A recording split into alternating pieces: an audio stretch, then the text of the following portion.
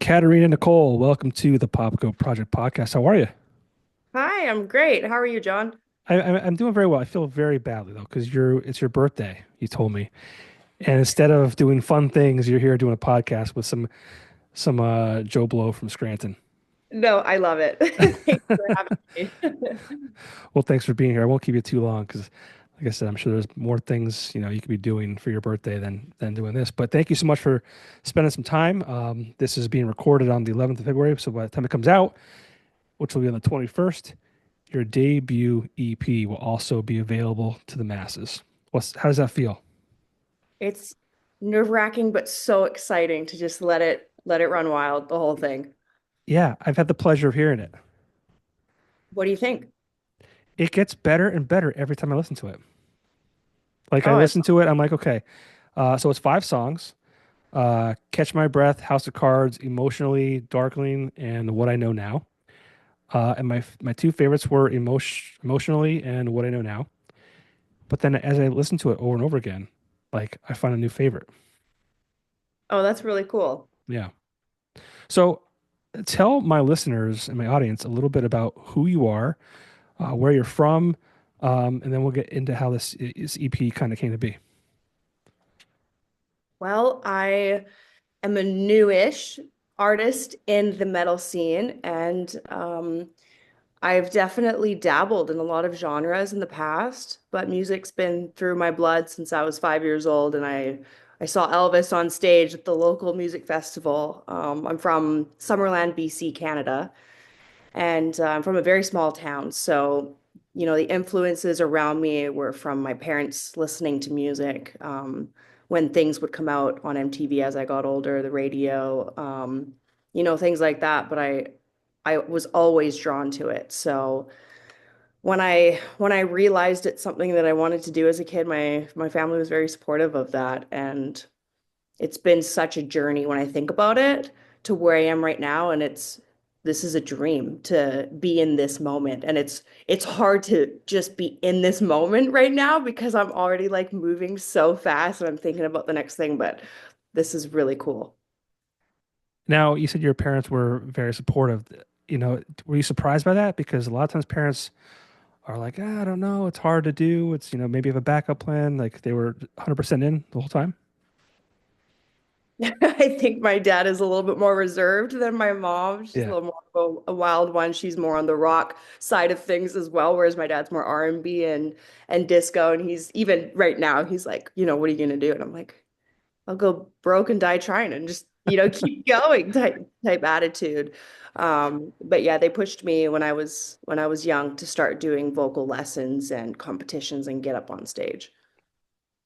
Any big competitions you were part of?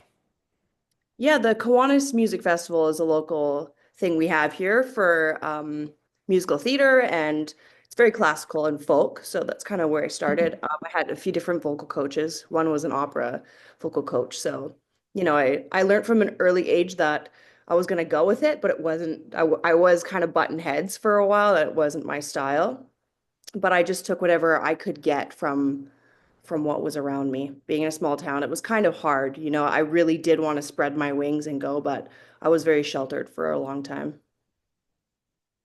That's interesting. Small town. And where are you at now? I'm in 15 minutes south of San Juan So you're still right there. Okay. now. But, I do travel a lot. Right. So yeah, I do what I want. Good. Well, it's your birthday. You can do whatever you want today. That's right. Is it a big milestone birthday or just kind of like a regular birthday? It's the dirty 30. Yeah. Oh, you're young. Oh, what I would Yeah. do to have that back. I, 30. I feel like I'm just getting started. Absolutely. 30 is like, I think that my 30s were the best years of my life. And now, I mean, I'm so happy with where my life is now, but like 30s were a lot of fun for me. I'm looking forward to it. And I Well, have yeah. like I've always hung out with older people because I just matured a little bit faster growing up, and they're all excited for me. I'm just like, let's go. Dirty 30. Wow. and you're spending it here. I still can't believe it. But you said different genres. Are you the same girl who did, was it Sunset in Your Love, One Yeah, Drink and Last Whisper? yeah. Yeah. So it's a kind of like the opposite end of the spectrum from what that is to what your current music is. Yeah, so I did what was available to me here in the Okanagan Valley. Um, was a guy who's a local promoter. He plays, I think, the trumpet. I think he's in some, some things around here, and he started this small company to try and boost artists. And I saw an ad, so I was like, oh, let's try this. So I did a couple of classic rock covers. I did Crimson and Clover, and I think We're Alone Now. And those actually hit the radio and they went nationwide as covers. I was very surprised. People were messaging me in Walmart and they're like, I hear you. That's great. That's I'm like, awesome. yeah, it's not the best cover, but that's great. Um, and then I thought I wanted to DJ. So I went to Amsterdam. I went to Pioneer DJ school, and that's where I met my trainer. And he was like, you know what, I'll make you some tracks and you can sing on them and see how you feel. So we did that long distance for a while. And after that, I went to Miami and just checked out a studio and I made an R&B track, which is Love Like Yours. And that was great. I was like, okay, I like this. So I went back and that's when Last Whisper evolved and it was really progressively getting more dark pop. And the engineer was like, you know what? Like, I don't think we need to finish this track on this trip down. So I took the track back to Canada with me and I contacted my one friend who's in a rock band here and I was like, who do you know? Who can I get in touch with? And he set me up with my now producer, Jordan Chase. And he's so talented.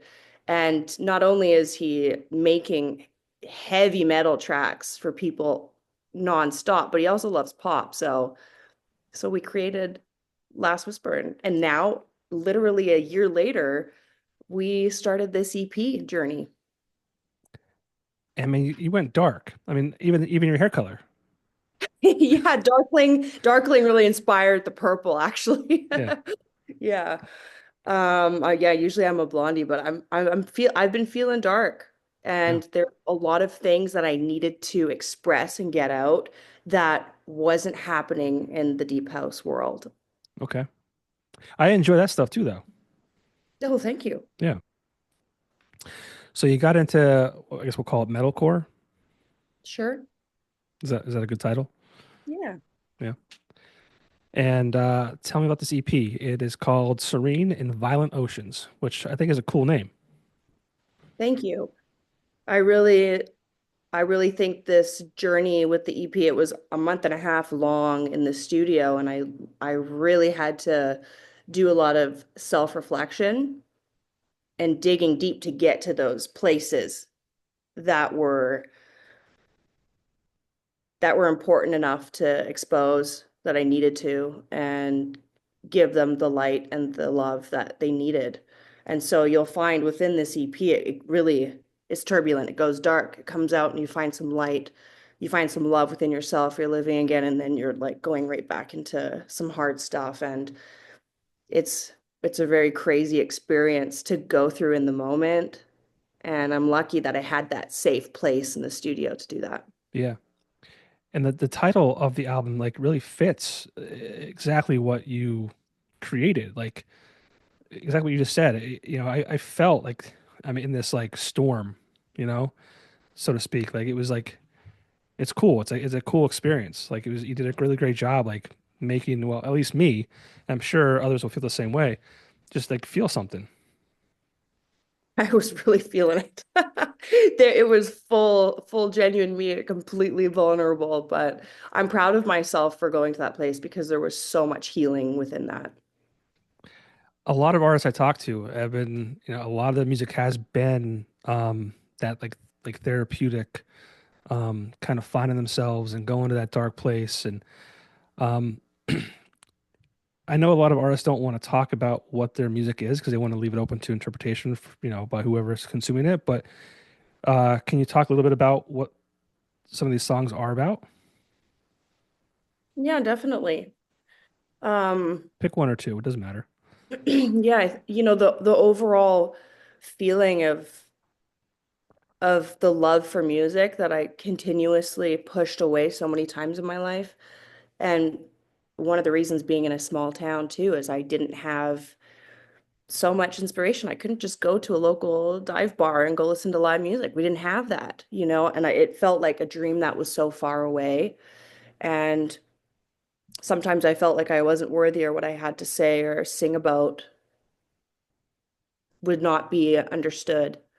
And so I really realized in the studio when I was coming up that, man, this is kind of important stuff.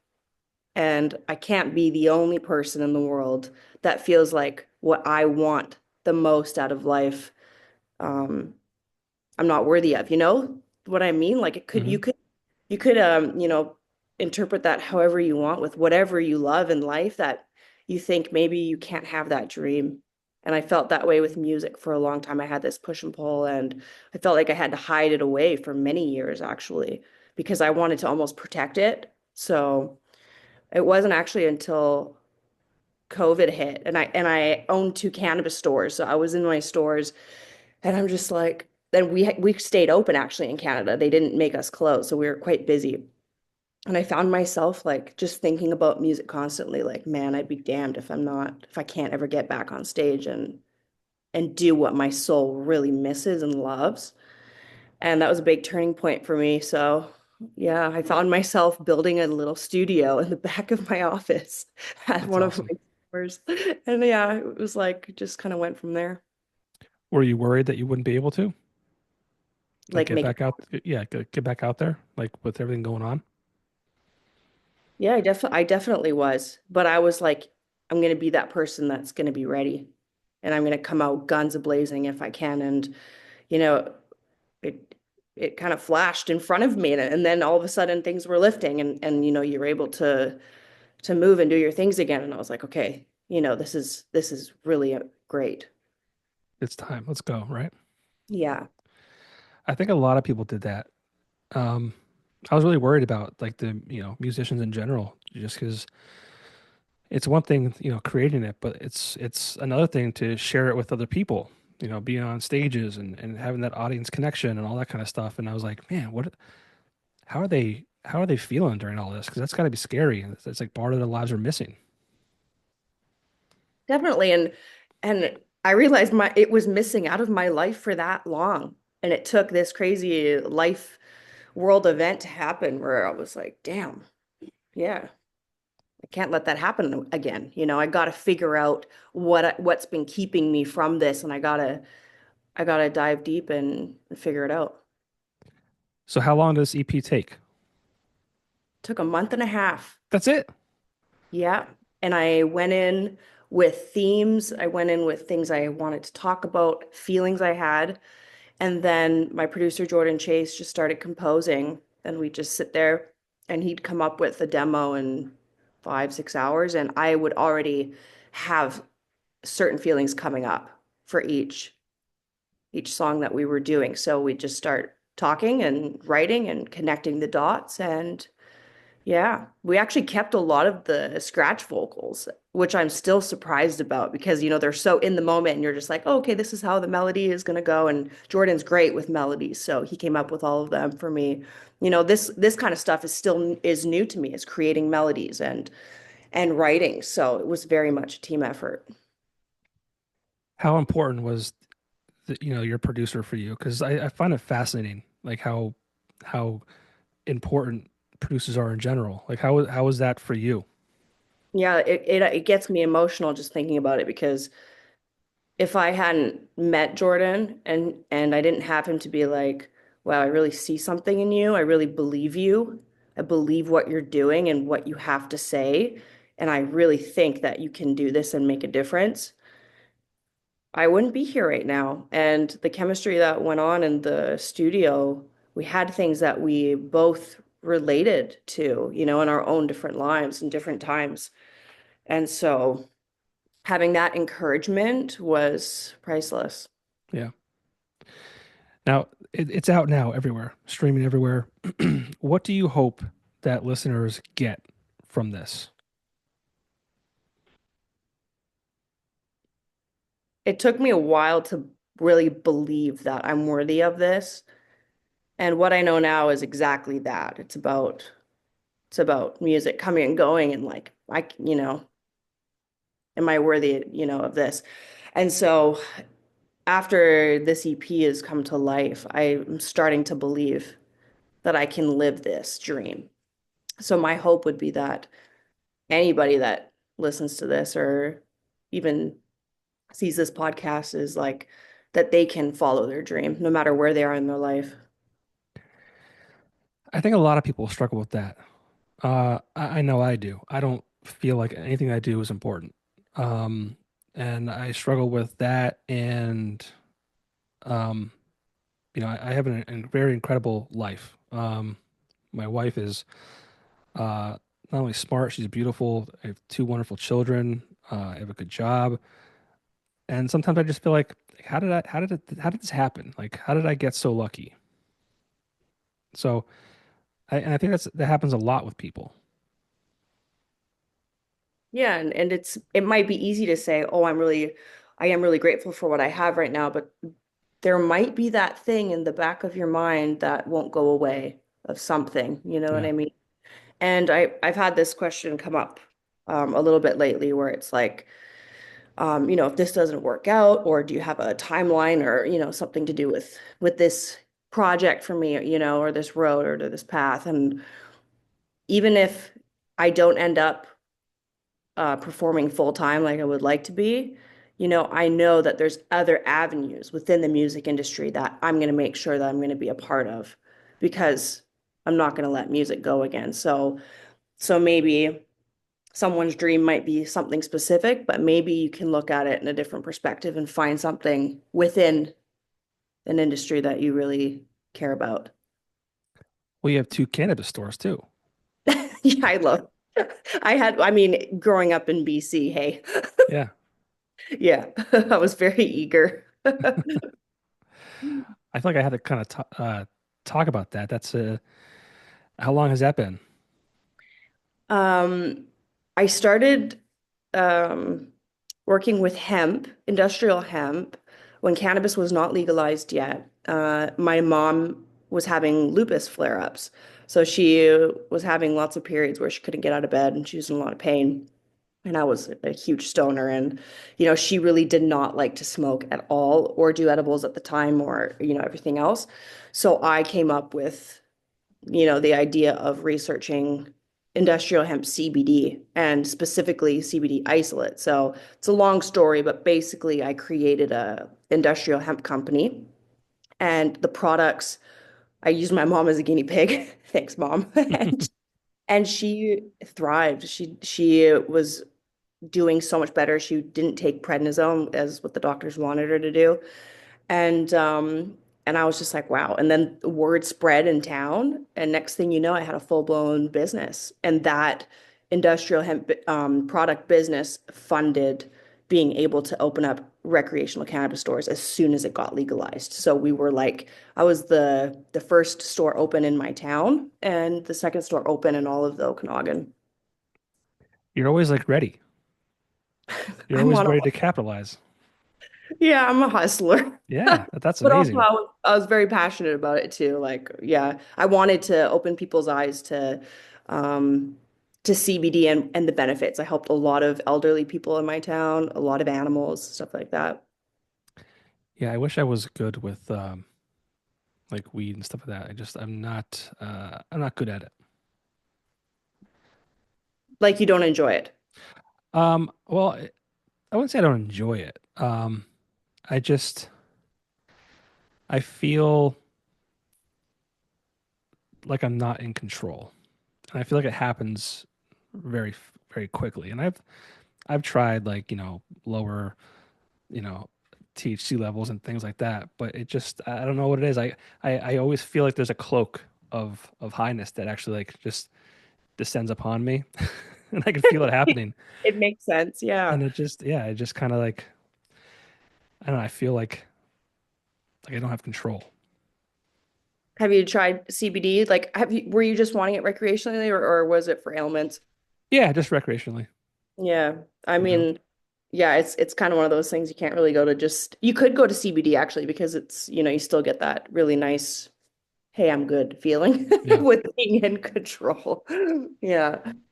Yeah, like people that like I've gone to dispensaries and they say like, "Oh, well, do you drink?" I said, "Yeah." But like when I drink, which isn't that often, but like it's a for me it's like very gradual and I feel like I can control it. Like if I feel like if I have two or three and I'm like, "Okay, like I start to feel weird," like, you can just stop. But with, you know, that, I feel like it's just like you're in it and then you're in it for however long it lasts.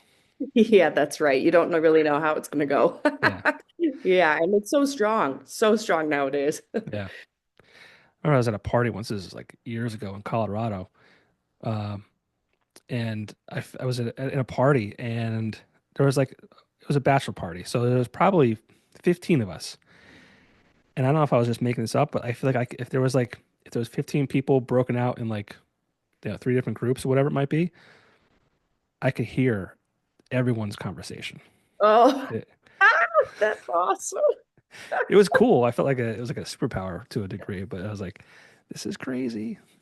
Yeah, I feel like that when I was in high school, it just hit me different. Yeah, And then dabs were starting to come out and all the crazy stuff. So, yeah, there was no dosing, you right. know. Wasn't as Yeah. regulated. Yeah, Yeah. that's cool though. I'm always have a lot of respect for business owners in general. In my full-time job, which is why I couldn't do this earlier, is in sales, but I work business to business, helping people with their advertising.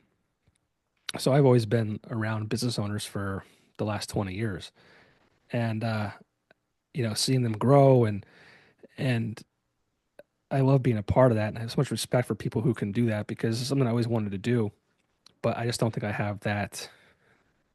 A, I don't have the money for it. And B, I don't know if I want to do it, but I don't think I would be good at it either. I had zero experience. I did not go to university. My parents were a little too nervous to let me again leave the small town in the nest. So I didn't go to college or university, but I always had that the entrepreneurship, and my parents are both entrepreneurs, so that kind of ran in the family, but they never had employees. So I just kind of I just went with it, and there's always that learning process, and excuse me, you really have to, lean on each other and know your weaknesses, and use other people's strengths and work as a team and stuff. So I learned a lot, and we opened 2000 and end of 2018 or beginning of 2019, and I did it for a couple of years, and um, I learned a lot, but it was fun because we were trailblazing. Yeah. Nobody knew what they were doing. The government had no idea what they were doing, all that kind of stuff. So it Yeah. was it was great. That's awesome. Congrats on that. Thanks. Yeah, I had two stores and I had I think 9 employees at one time. I was doing everything. I didn't have someone under me managing or anything. It was me doing everything. Yeah. I have all these ideas in my head. I just don't know how to execute them. And I don't think I would be a good manager because I would have like very high expectations on myself and I would probably like expect that out of everyone. And especially nowadays, like that's just like not really how it is. Yeah, So I'd especially probably if get, it's your business, it's yeah, yours. You can't expect other people to feel that same passion yeah, to that same degree. maybe one day. You know I'll, what? I don't know if this is the best advice, but it's always what I do is I just wing it. I mean, I've heard that a lot too about people who started businesses. You just kind of figure it out along the way. Yeah, Maybe I'll take some of your advice though, and just do it. just do it. Don't be afraid. But like I said before, like you're always ready. Um, so the EP's out when this comes out today. What's the plan with it? Do you have like are you gonna do some shows? Like how do you plan on promoting it? How do you plan on getting out there? This is a interesting question because I'm also winging it a little bit because I want to do a slow burn with this industry. I'm in it for the long run. I want to have my team very tight knit. We do have a show planned. It's February 22nd, and that's the only show we have planned right now. And I'm okay with that. I will keep being a go-getter and networking and letting doors open as they may. Even just doing this podcast with you is amazing. You know, Amy and Tori are new on my team, and I can't be more grateful because everybody that I have around me, they have so much going on, and they're if they didn't want to support me or if they didn't believe in me, they wouldn't. So that means a lot to me. It doesn't go unnoticed what people are doing for me right now. And I'm trying to, be the best that I can be for everybody, but also for myself because I believe in what I'm doing. Is there any kind of pressure to that? Do you feel pressure? I can imagine there being more pressure in the future when tours come. I've never been on a tour. I've never done anything like that. I've never played with a band. This is my first time with this show. It'll be my first band. And I'm playing with really great guys. I have Jordan Chase. I have Ryan Lorkey. He used to drum for Spirit Box. Everybody on my team, they've had so many peaks in their careers. So I respect it so much. So if anything, I'm trying to keep up with them. Yeah. But I'm lucky because that's an amazing start. I have an amazing first venue. I couldn't be more excited for what's coming. So I'm just trying to take it in moment by moment. I hope there'll be some video out there of that show. There is. Yes, I will have it filmed live. No kid. Yeah. Released on like YouTube or whatever. Yep, ballsy. Amazing. That's awesome. I'm excited for that. Yeah, me too. That's awesome. Does that make you nervous? Yeah, and it's going to be my most vulnerable show because it's my friends and my family that will be there and everybody that knows me. They know my traumas, they know what I've been through, so they're probably going to pick up on some of these lyrics and emotions if they haven't already. I'm sure some of them will come out. So after I get through this first show, it's probably going to be a cakewalk. You've already had some singles out from the EP. In fact, one comes out again. This is February 11th. It'll come out tomorrow. Um, how have they been received from fans so far? Oh, I shouldn't say I'm surprised, but I am surprised because I'm new and I'm not afraid to say that. And um entering this genre, I hope that people are going to be welcoming to me, um learning and growing. I have very pathetic little baby screams in this first EP, but that's okay because I want people to see where I'm going. And I'm already working on EP two, and I've got great screams in there. I've been working my butt off on my vocals and screams. So it's interesting because this is a little bit of a different topic, but I'm coming in from a pop vocal background and loving this heavy music, what's pairing with it.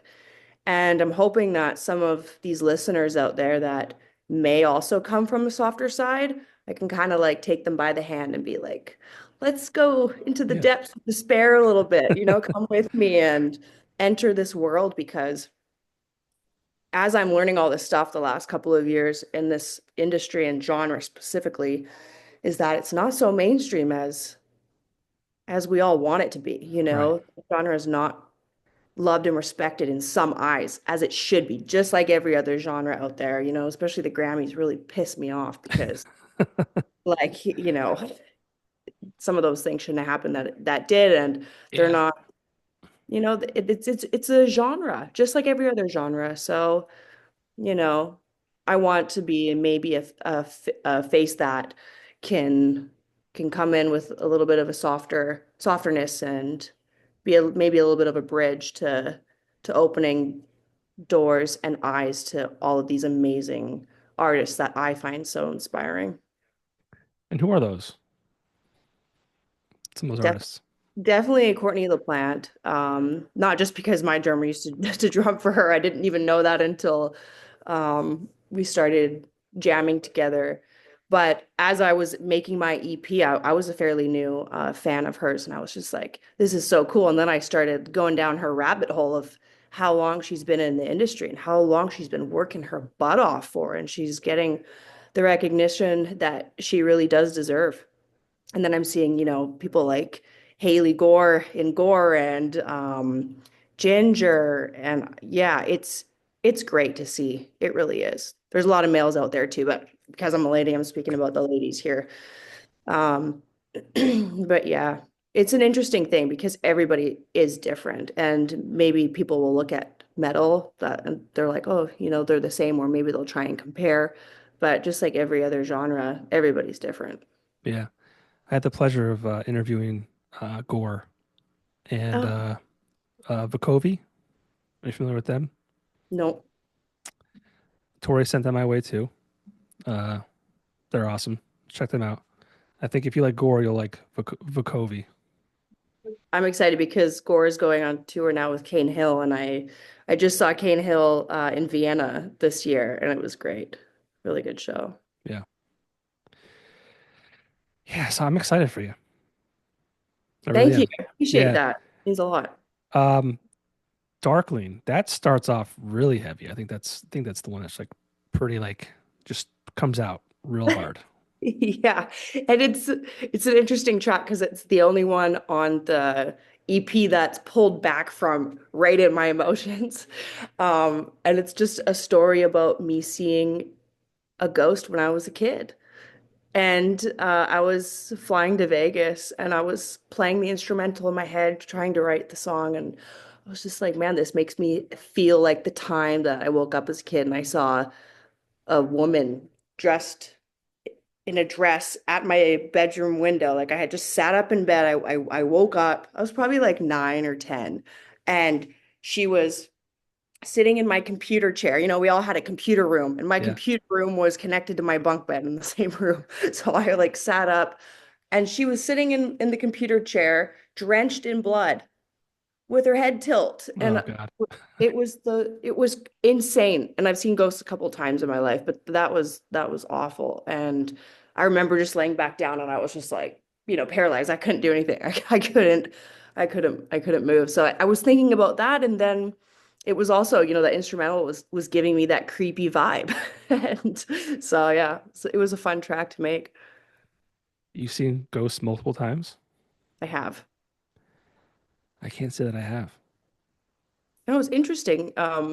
My grandma was very spiritual and into Reiki and learning about reptiles and demons and stuff like that. She was a very enlightened person, and so I think from a very young age she tapped into me like seeing auras, and I think she pushed the boundaries a little bit with me, and that must have opened something.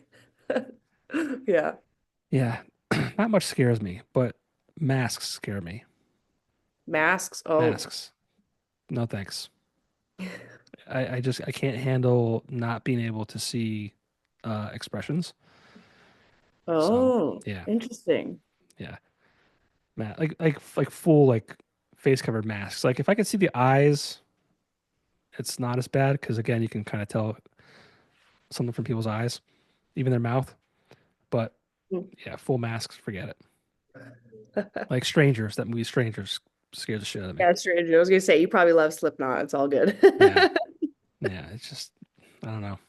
I mean, I guess on stage it wouldn't bother me, but like if it's a haunted house or whatever or things Yeah. like that, no, forget I it. was very scared of Michael Myers growing up. Yeah. Very scared. Yeah. I mean, I live in a very rural area too, so I was sleeping over at my girlfriend's and we were watching the Rob Zombie Halloween, and she fell asleep and I was up alone and I was hearing things outside, and of course it was a bear that Yeah. night, and I was terrified. Yeah. Yeah. No thanks. What do you do for fun outside of music and your businesses? I'm an animal advocate, actually. I work at two different animal shelters, one here in BC and one in Greece. and I absolutely love it. It keeps me grounded. I'm such an empath and a giver, so I am very dedicated to helping every animal that I see that needs it. That's cool. We need people like that. It's like animals and like children. Like if you are mean to either one of those things, it's like who are you as a person? Yeah, I'm not a fan. If someone's like, "Oh, I don't really like cats or dogs," I'd be like, "Hmm, okay, okay." I so I've always had cats. Well, even growing up, I had dogs. We just got a puppy last April, so she'll be actually I think she'll just be turning a year old the next day or two. I think we considered it February 14th just for Valentine's Day, and it's easy to remember. I think her actual birthday, according to her sheet that we adopted her from, it was like the 9th, I think it was. But I was never a dog person just because I don't know. I always felt like they drooled a lot. Um, they'd always like have their nose in places you don't want them. But the dog is growing on me, and my kids love it.